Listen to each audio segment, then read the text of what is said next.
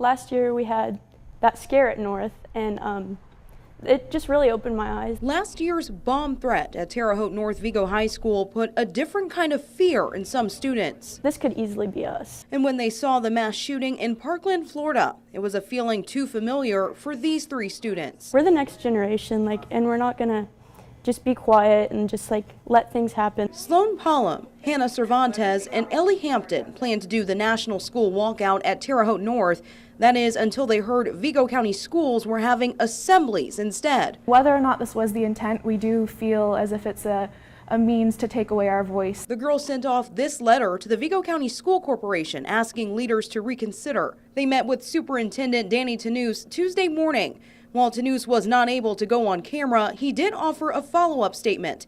He told us the students at North will be allowed to walk out on Wednesday to a designated area outside. However, they will receive a detention for participating. You don't always have to be quiet, and you don't always have to play by the rules.